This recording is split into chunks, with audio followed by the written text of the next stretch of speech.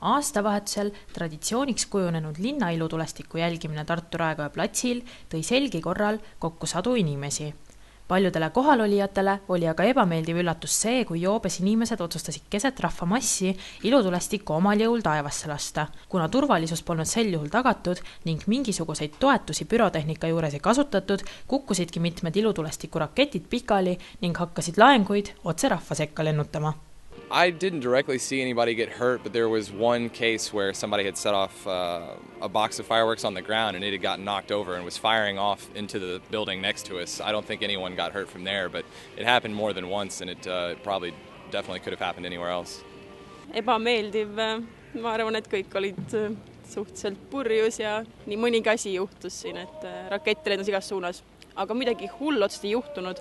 Ma ei tea, kui keegi oleks viga saanud, aga ja nalja sai, ütleme niimoodi.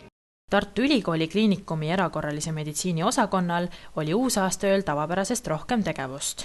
Kiirabiga toodi 40 patsienti, tavaline on selline 25 või kuskil sinna kanti.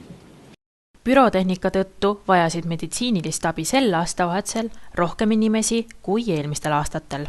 Jah, isegi võib-olla rohkem kui varasematel aastatel. 3 tõsisemat vigastust oli üks patsient, keda lõigati silmakliinikus, kellel oli silmapiirkonna vigastused ja meie haiglas siis 2 tõsisemate kätevigastustega patsienti.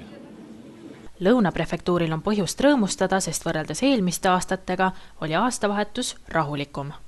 Enim sündmusi oli vägivallajuhtumeid, kus lihtsalt inimesed ei saanud võib-olla üksteisest piisavalt aru purjusolekus ja sellest tulenevalt tekkisid siis mõningad võib-olla arusaamatused.